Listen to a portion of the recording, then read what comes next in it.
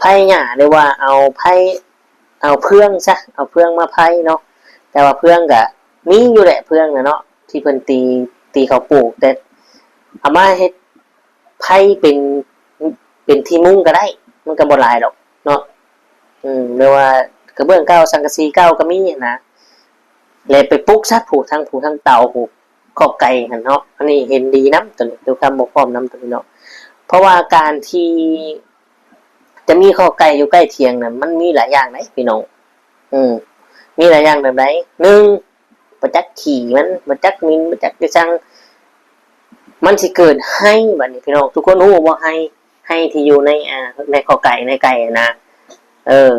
มีให้มีหยังเนาะมันก็สิขึ้นโอ้ยหลายอย่างพี่น้องและข้อมันก็ทำให้แคบหรือว่าทำให้ไก่เนี่ยอยู่ร่วมกันแหละมันก็สิตอดสิจิกกันตายก็มีพี่น้องเนาะมันก็ได้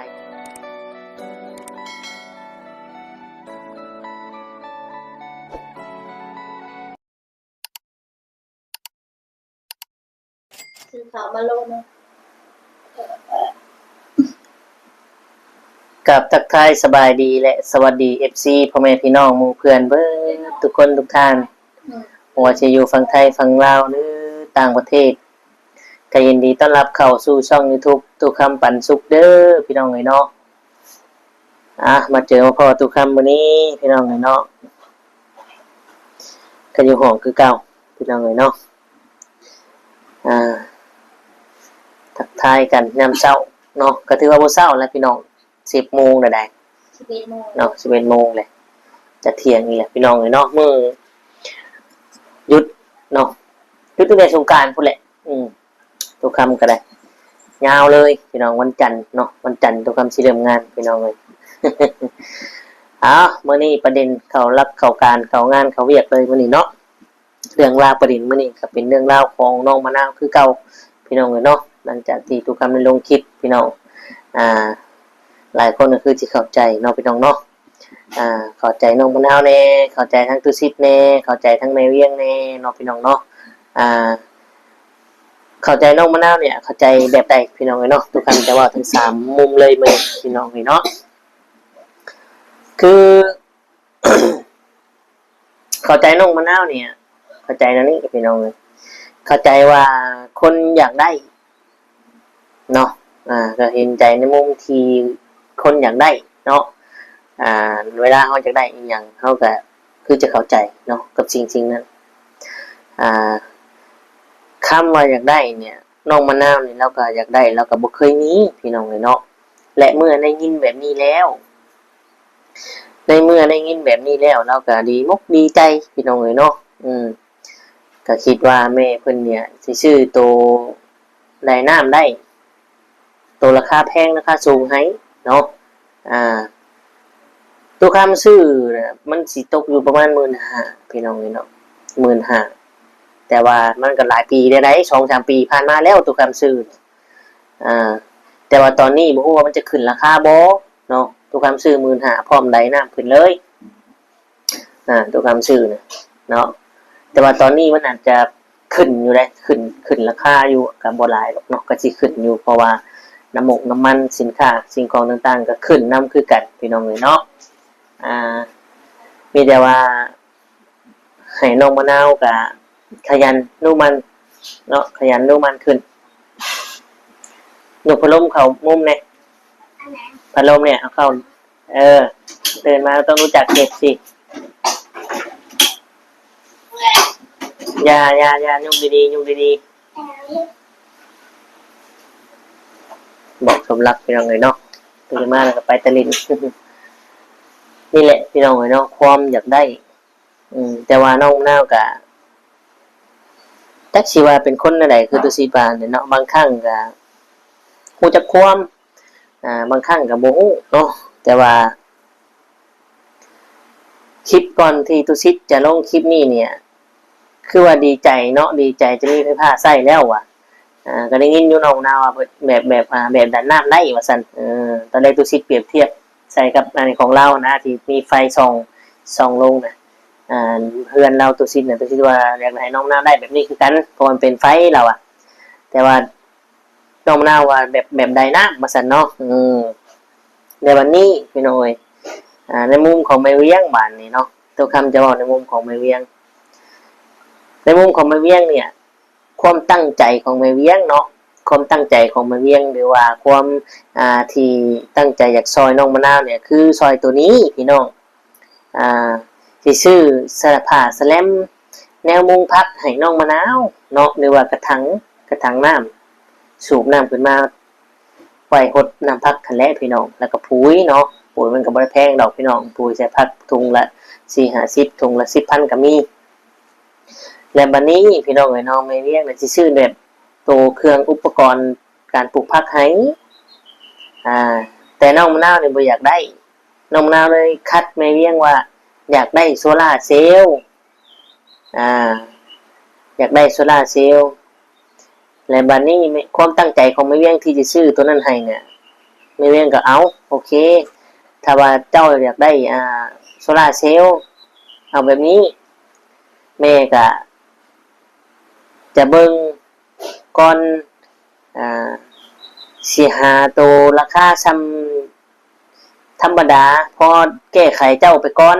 เจ้าว่าอยากได้พอได้สากแบตสากโทรศัพท์หรือใต้ไฟฟ้าเอาพอแก้ไขไปก่อนเด้อแต่ว่าแม่ก็จะพูดว่ายังสิซื้อตอนไหนให้เจ้าไปถามเบิ่งก่อนว่ามันมีราคาใดแน่เพราะว่าความตั้งใจเนี่ยที่จะซอยหรือจะให้น้องมะนาวในโมเมนต์ตัวนี้พี่น้องเนาะแต่น้องมะนาวน่ะเปลี่ยนใจปฏิเสธอยากได้โซลาร์เซลล์และบัดนี้อันนี้คือความคิดของความตั้งใจความคิดของคนตั้งใจของแม่เวียงเนาะนะพี่น้องเลยและบัดนี้เว้าในมุมผัวน้องมะนาวน้องบอกในมุมไอ้เกดเนี่ยมุมไอ้เกดเนี่ยคือเราน่ะบ่ได้เว้าว่าแม่เวียงเว้าคือเราจมหรือว่าเราเว้าความคิดเห็นเราหั่นแหละพี่น้องเอ้ยเนาะในมุมของตุกคำเนี่ยสมมุติว่าความคิดของตุกคำเนาะโอ้เนาะได้ไปนั่นคือสิดีนะอย่างประมาณนี้แล้วไอ้เกดแล้วก็คิดแนวนี้เราว่าโอ้ถ้าได้แบบได้น้ำขึ้นนี่ก็คือจะดีเนาะแบบได้น้ำขึ้นนึงนะโอ้เนาะไงเนาะอยากได้อย่างประมาณคือความคิดนะความคิดที่ซื้อได้เนาะแต่น้องมะนาวบัดไปเว้าว่าแม่เพิ่นสิซื้อกันแผงโซล่าร์เซลล์แผงใหญ่แบบดึงน้ำขึ้นได้เลยแล้วก็ซื้อปุ๋ยให้ซื้อทั้งยังให้นะก็เลยบุกไปหาตู้ซิดแต่เช้าแต่เช้าเลยพี่น้องเอ้ยเนาะตู้ซิดก็เพิ่งสิแล้วเวียกเดียวงานกับการอันเฮ็ดบุญเนาะบุญใหญ่เฮ็ดบุญแน่พี่น้องเนาะกับเรียกงานเราแต่ละมื้อแหละเราก็บ่ทันได้ตื่นบาดนี้พี่น้องน้องมะนาวก็มันเรามันเป็นแนวไหนเราเนาะเราก็เลยอธิบายแบบด้วยสีหน้าแบบข้างเครียดแบบคนตื่นแต่นอนเนาะพี่น้องเนาะกำลังยุ่งเวียกนะอธิบายให้เข้าใจเนาะพี่น้องเนาะคือในมุมของตู้ซิดนี่บัดตู้ซิดนี่ชัดเจนเนาะตู้ซิดนี่เป็นคนชัดเจนและอยากให้เข้าใจแบบทั่วถึงอยากให้เข้าใจกันแบบเรียบร้อยแบบรายละเอียดอย่างดีได้ก่อนที่จะลงมือตู้ซิดนะเนาะพี่น้องอันนี้ทุกคนบ่เข้าใจเพราะว่าทั้งตู้ชิดเพิ่นก็คุยกันอยู่กับแม่เวียงเนาะแต่น้องมาเว้าน่ะมันบ่ตรงกันบาดนี้นะก็เลยทำให้ตู้ชิดอธิบายมากขึ้นอธิบายแบบชัดเจนแต่น้องมะนาวก็จักสิเข้าใจได้บ่อันนี้ก็บ่ฮู้เนาะแต่ว่าก่อนแม่เวียงเพิ่นสิชื่อหรือว่าแม่เวียงเพิ่นสินั่นเพิ่นก็คุยกับตู้คำคือกันนะเพิ่นก็โทรมาดิหรือว่าทักคุยกันอยู่คุยเรื่องนี้นะพี่น้องเอ้ยเนาะก็คุยกันอยู่ตุกคำก็บอกฟังอยู่ว่าเนาะมันก็มีตัวถือตัวแพงคือกันตัวลายเซลก็ได้เนาะตุกคำก็ซื้อมาก็สุดปีนั้นมันก็ราคา10,000 กว่าบาทเนาะ10,000 กว่าบาทซึ่งเพิ่นมองเห็นว่าครอบครัวน้องมะนาวเนี่ยยังบ่กระตือรือร้นยังบ่ชมกับสิ่งของเหล่านั้นนะพี่น้องเนาะเพราะว่าแม้กระทั่งเบิ่งการอยู่กันนอนเพิ่นก็พื้นที่เนาะพื้นที่มันก็เยอะแยะพี่น้องพื้นที่มันก็เยอะแยะกว้างหน้าก็กว้างอยู่ไผหญ้าหรือว่าเอาเพื่องซะเอาเพื่องมาไผเนาะแ แต่ว่าเพื่องก็มีอยู่แหละเพื่องนะเนาะที่เพิ่นตีเขาปลูกแต่เอามาเฮ็ดไผ่เป็นที่มุ้งก็ได้มันก็บ่หลายดอกเนาะหรือว่ากระเบื้องเก่าสังกะสีเก่าก็มีนะเลยไปปลูกซะผูกทั้งเตาผูกขอบไก่หั่นเนาะอันนี้เห็นดีนำตัวนี้ดูคำบ่พร้อมนำตัวนี้เนาะเพราะว่าการที่จะมีขอบไก่อยู่ใกล้เถียงน่ะมันมีหลายอย่างนะพี่น้องมีหลายอย่างแบบไหน1ประจักษ์ขี่มันประจักษ์มินประจักษ์จังมันสิเกิดให้บัดนี้พี่น้องทุกคนรู้ว่าให้ที่อยู่ในขอไก่ในไก่นะมีให้มีหยังเนาะมันก็สิขึ้นโอ้ยหลายอย่างพี่น้องและคอกมันก็ทำให้แคบหรือว่าทำให้ไก่เนี่ยอยู่นำกันแหละมันก็สิตอดสิจิกกันตายก็มีพี่น้องเนาะมันก็หลายกรณีใดเนาะเพราะฉะนั้นย้ายออกไปเฮ็ดกว้างๆแน่เนาะพี่น้องเนาะแต่เพิ่นก็ยังคือเก่ามีแต่อุ้มไก่เนี่ยไปออกว่าซั่นเนาะนี่แหละเพิ่นก็เบิ่งอยู่นี่เพิ่นบอกแล้วก็คือเก่าบ่ได้เฮ็ดพี่น้องเนาะเอ้าถ้าว่ามันบ่ชัดเจนจังได๋ไปเดี๋ยวทุกครั้งจะพาไปเบิ่งไปชมคลิปที่เพิ่นคุยกันพี่น้องเนาะก่อนไปขอขอบคุณในไลน์ FC ที่เขาเบิ่งมาชมกดไลค์กดแชร์ให้แล้วกดติดตามกด Subscribe เนาะขอบคุณในไลน์พี่น้องน้อยหันแม่ตามตัวแม่วัดเราไปเราว่าใส่ดอกไฟอันซีด้วยแม่วัดเราสื่อแม่ไปจุดเวดิจักถึงหรือบ่นอกภาษาลาวเราว่าเราสื่ออัน400,000เราว่าแม่วัดนะอันนึง400,000กีบโดย400,000กีบเราสื่อ2หน่วยมีแม่นี่กันใต้ได้อยู่อันที่ว่าไฟ2หน่วยแล้วก็สร้างโคนเราไปใส่อยู่เพื่อนที่ว่าอันคนงานเราเอามาเก็บกาแฟหันเราว่ามันของน้องอันลุงนะสาวแล้วก็อยู่เที่ยงเราหั่นแหละเพราะว่าเราก็เก็บกาแฟคือกันก็สร้างโคนแล้วก็ใต้ไฟคันเวลาแสงแดดมันออกมันก็คงดีหั่นนะเท่านั้นอันราคาต้องหันแม่ว่าแม่จะซื้อให้ก็สิเอาแบบว่ามันใหญ่ๆยังราคาเป็นแพงอันแม่สิบ่ซื้อให้นะมีมันก็มีตัวธรรมดาตัวถือก็มีตัวสากโทรศัพท์ได้แล้วก็เปิดใต้ดอกไฟได้สำนั่นมีอยู่แหละซ้ำหันแหละแต่เพิ่นว่าบ่เข้าใจเพิ่นมาเมื่อวานนี้เพิ่นก็สั่งว่าไม่เวียงนี่ให้ซื้อถังน้ำให้ซื้อปุ๋ยให้ซื้อโซล่าเซลล์ซื้อไดน้ำว่าซั่นตัวไรน้ำหันบ่มีมะนาวบ่ได้เว้ากับแม่เด้อตัวน่ะว่าเซลนั่นใช่ไรน้ำได้นะทางน้ำทางน้ำแล้วก็เจ้าเว้าแม่เวียงบ่ได้เว้าน่าจะว่านะตัวเว้าแม่เวียงบ่ได้เว้าแต่เจ้ามาบอกอ้ายว่าแม่เวียงเว้าแม่เวียงสิซื้อให้ว่านี่ตัวนั้นทันแม่เวียงบ่ได้เว้าแล้วก็แม่เวียงบ่ฮู้อีกนะตัวอันตัวน้ำอันนะฮู้แต่ว่าเว้าก็สิบ่เป็นคือมะนาวเลยโซโลเซลโซโลสอกเลยแม่ว่าว่าควรนี่เว้าเสียหายเบิดได้มะนาวทั้งอ้ายทั้งแม่เวียงทั้งตัวเจ้าเองเลยเสียหายผู้รักผู้ใหญ่ FC เบิ่งนี่สำคัญไหนคอยบอกเจ้าอยู่ทันแล้วแม่จึงบอกมะนาวว่าแม่อยู่บอกเด้อเดียวนี่มาเลาะมาเที่ยวช้อปปิ้งกันจนไทยปุ๊บจะเปิดกล้องให้เพิ่นเบิ่งอยู่ในช้อปปิ้งมอลล์นะว่าแม่มาเที่ยวถ้าจะสิไปถาม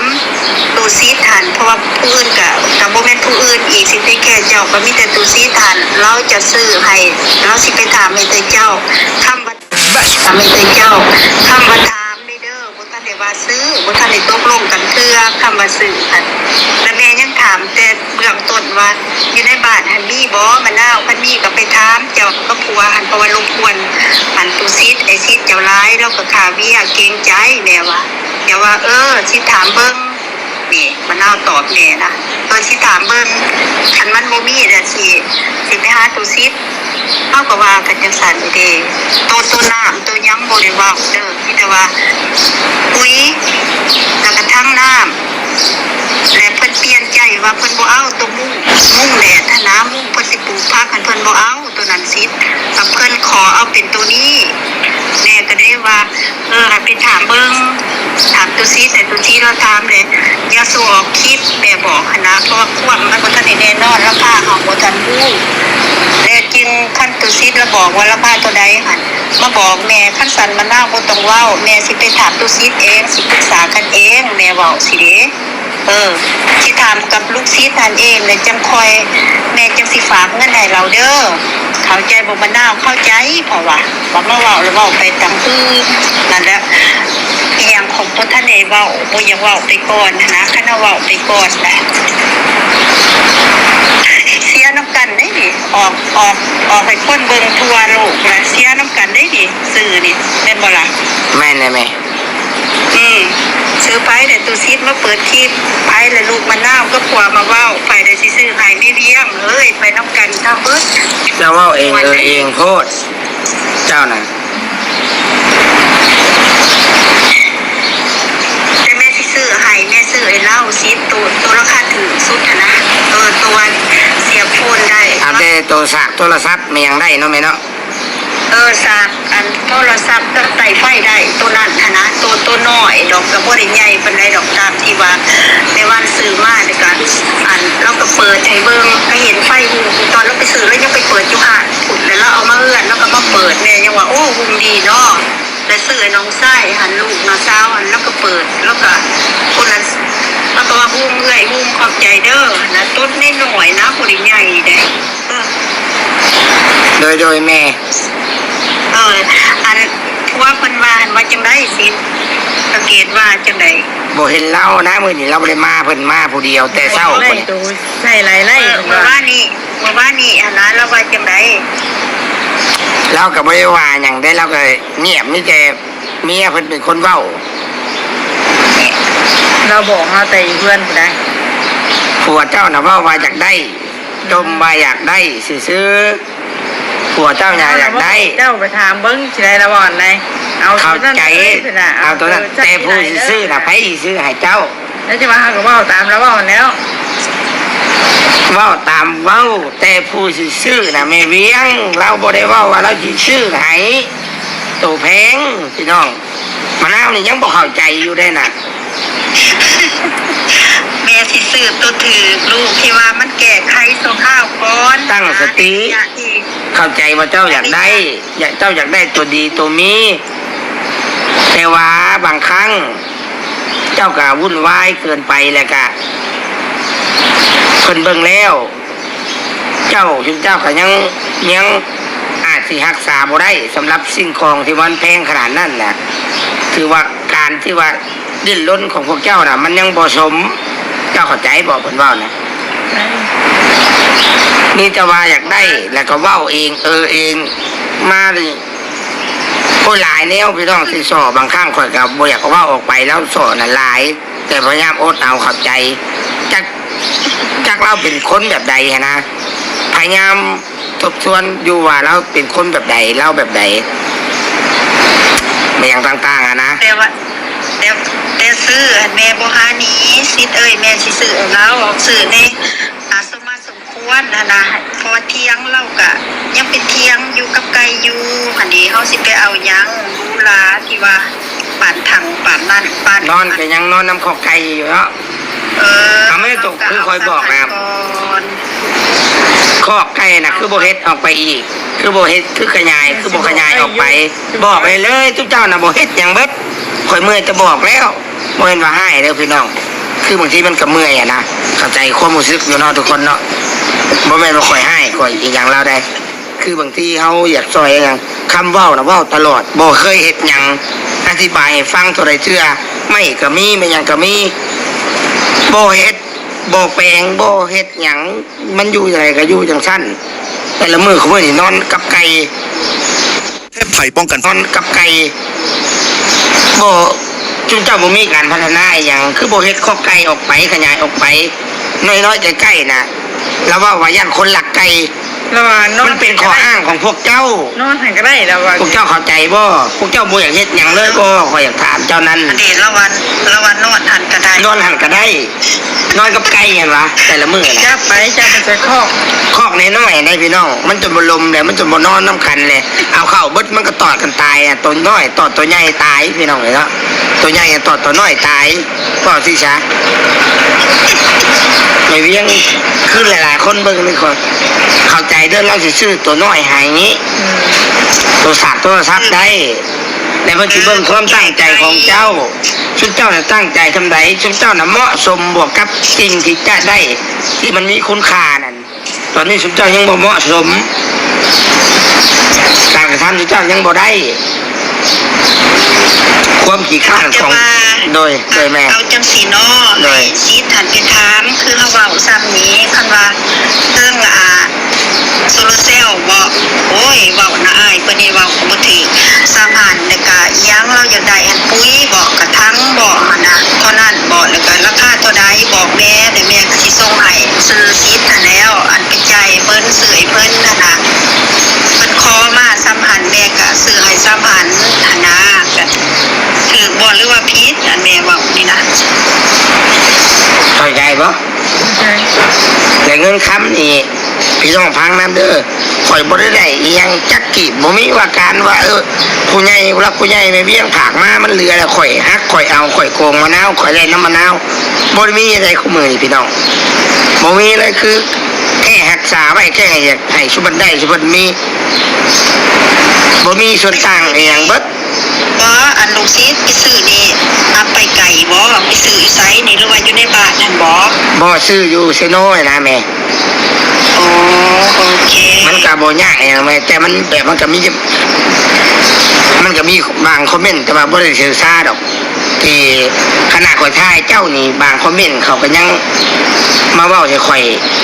สิเสียหายได้ข่อยก็ยังอดเอาเพื่ออยากให้เจ้าได้แต่เจ้าอย่าพึ่งวุ่นวายหลายมันค่อยเป็นค่อยไปถ้าเจ้าวุ่นวายนี่วุ่นวายแบบคือเจ้าอยากได้น้ำไม่เวียงน้ำข่อยนี่เลยเจ้าก็ตื่นล้นไปเฮ็ดเวียกเฮ็ดงานอยู่ให้อยู่หน้าเจ้านี่ข่อยว่าชีวิตพวกเจ้าสิดีขึ้นหลาย ก็มีแต่ว่าลูกซีดมีเวลามื้อใดแต่ว่ามื้ออื่นมื้อฮื้อนี่3มื้อนี่พวกแม่ทางพี่ก็มี โอเคพี่น้องตัดภาพมา เห็นบ่ล่ะเป็นจังไดคือเก่าเนาะอย่างที่ทุกคำว่าเพราะว่าเข้าไก่เนาะพี่น้องมันขี่ไก่น่ะแม่นบ่พดได้จังไดนอนดุมอยู่แม่นบ่มีให้มีเหือมีช้างโอ้หลายสิ่งหลายอย่างเพราะฉะนั้นย้ายออกซะเนาะเฮ็ดใหม่เข้าไก่เนาะฝากถึงอาเกกับหรือว่าทางครอบครัวน้องมะนาวเด้อเนาะบางดีบ่ได้มีบางได้ดอกพี่น้องเอ้ยเอากลับประมาณนี้ทุกคำก็จะได้ขอตัวจบคลิปอำลาพระจากพ่อแม่พี่น้องไปขอบคุณ14ที่เข้ามาชมกดไลค์กดแชร์ให้และกดติดตามเด้อเนาะสำหรับคลิปนี้ทุกคำก็คือสิได้กล่าวคำว่าสำบายดีแหละสวัสดีครับ